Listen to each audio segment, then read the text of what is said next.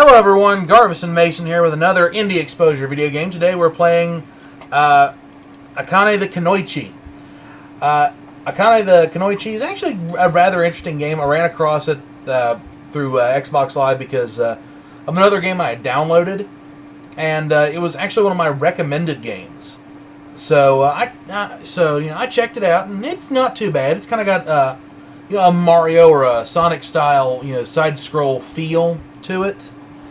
And but basically you play a female ninja named Akane, who's basically her boyfriend or whatever the hell he is has been kidnapped by these evil ninjas, and it's your job to go and get him back. Now I played through the first level, and for the longest time could not beat it. In fact, I just beat it today, which is sad considering. But now as you go through the game, you throw your kunai at your enemy, ninjas, essentially. And as you go through, you pick up kimonos. Those are, the equivalent of, like, I guess, the little collectible items that, you can pick up, throughout, other games. It's a little irritating because sometimes you go to jump, and if you've played Sonic or Mario, you're not used to sticking to walls. So it'll throw you off real bad if you're not careful. Well, the newer Marios, you actually do stick to walls. You can wall jump. Yeah, well, I think they started that in Mario Sunshine? 64. Oh, was it 64? Yeah, they started it in Mario 64. Okay. But, well, I mean, you don't stick to walls quite like, this chick does. At least you scoot way faster. It's like you're playing Ninja Gaiden or Prince of Persia, technically. Well, yeah, I guess. I've not played Prince of Persia, so I don't know, but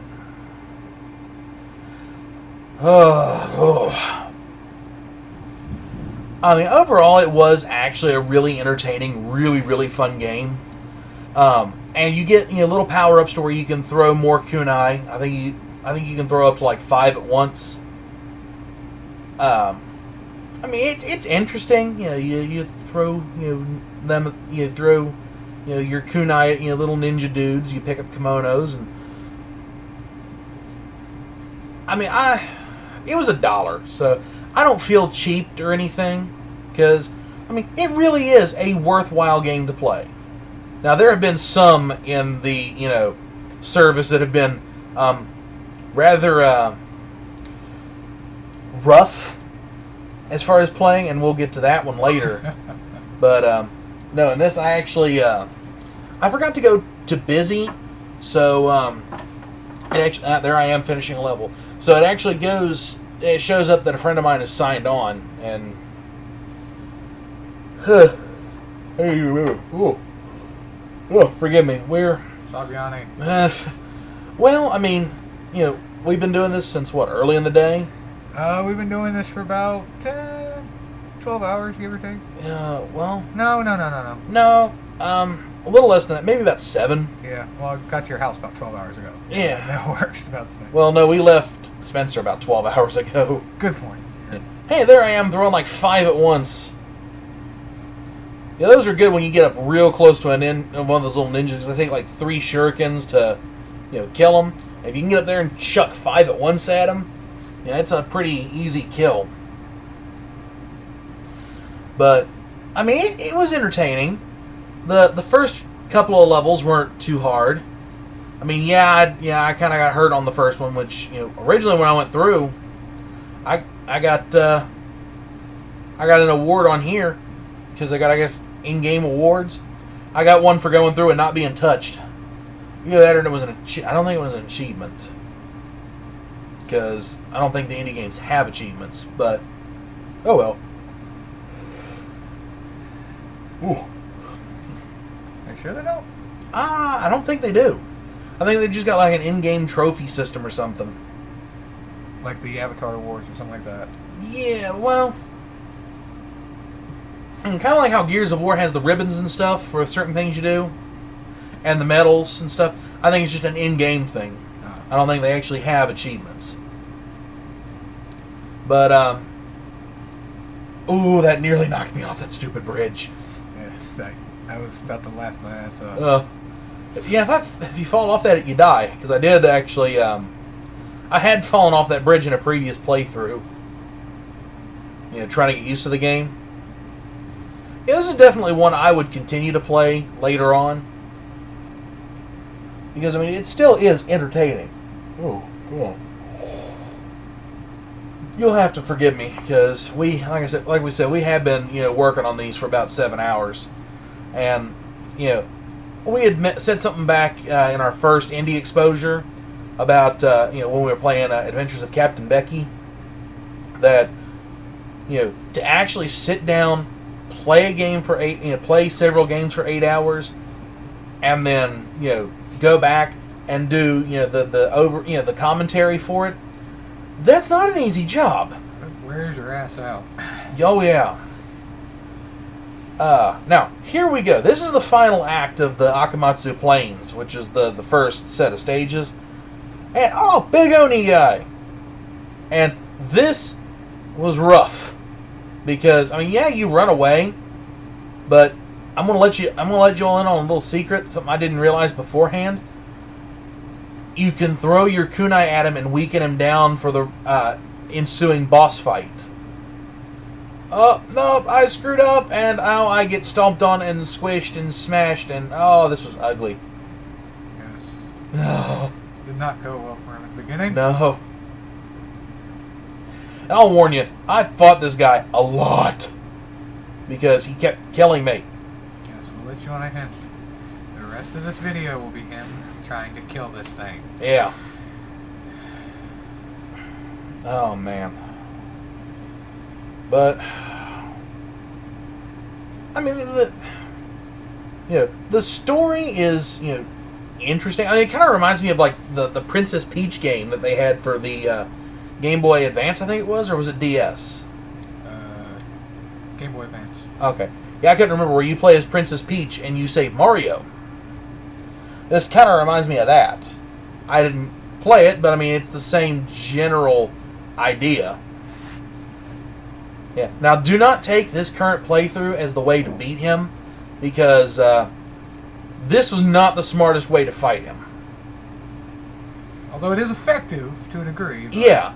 It's effective, but, eventually he gets so fast that, hanging on the walls and jumping off like that, you can't get to the other side quick enough to, really do anything to him. So, yeah, do not take this as a guide for how to play it. Oh, please do not take this as a guide for how to play this guy. No. Because I died. Like, I guaranteed you, I fought this guy for about 5 minutes. Oh, God, I think I just gave up right here. I was like, I'm going to run. I'm going to hop up on here. I'm going to try and throw him at him. And I just... Eventually, when you got one heart left, you either fight as hard as you can or you just give up. And I actually think I just kind of tried to fight it. Nope, I screwed up. That's what happened. You decided, let's jump on his head. Yeah. And you only get one life, which really sucks. But, you know what? Yeah, that was the next one's, the Gordo Castle or whatever. I actually did get to play some of that, but I don't show it in this one because I kind of cut it out because that was going to add way too much to this. And I think, yeah, I paused to try and figure out how to do the special, which I found out you can't do in the boss fight. But you actually did do it in the Goro thing. Oh, yeah. But, I might, show that one off as a, like a, I don't know, a look back at it. I mean, as I said, this is actually a really fun game. For $1, it wasn't bad. There were some indie games that were like, 240 points, which, granted, that's a little more than I want to pay for an indie game, but you know what? I'm still going to go back and I'm going to... yep, I goofed up right here. And I think this is the playthrough in which I kill him. And I'm trying to figure out how I didn't get smashed underneath that. Whoop. Nope. What the... I don't remember doing that, but... Yeah. Yeah, this is where you actually figure out that... Yeah, I was like, I wonder if I can hurt him while he's chasing me. And that made the boss fight infinitely easier. But as Garba said, we're not professionals at this game. Yeah, no. Hell, we're not professionals, period. Yeah. I literally conceived this idea at work. to make this series, and followed through on it. Oh no, this isn't the playthrough I beat him, because I still need that last kimono. But I mean, it was a lot of fun playing this. Because I like games. I also like games that aren't expensive. And when you get something like this, or Adventures of Captain Becky, or a few of the others that we'll be showing off, it really seems worth it. I think this is the point in which I actually finally beat him. Hopefully. Yeah, hopefully.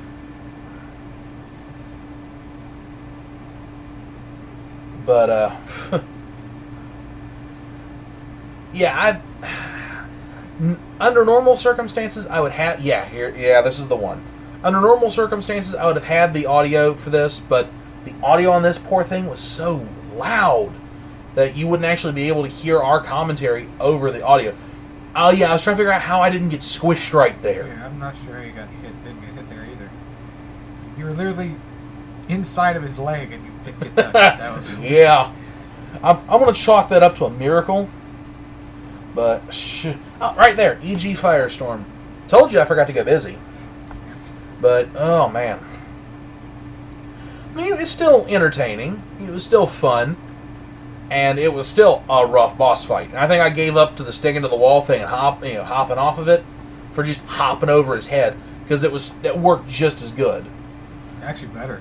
Yeah, because you can get ahead of him a little bit quicker, because he's still going that way while you're going that way. And it's kind of reminded me of, like, I don't know, Sonic the Hedgehog 1. When you fight Robotnik, I mean, he's not too incredibly, tough, per se. It's just, and the floating platforms, and the fact that, you go back and forth between them, that's what it reminded me of.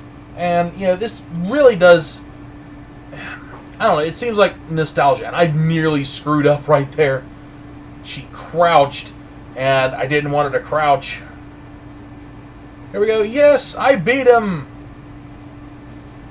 Victorious. Yes, victorious.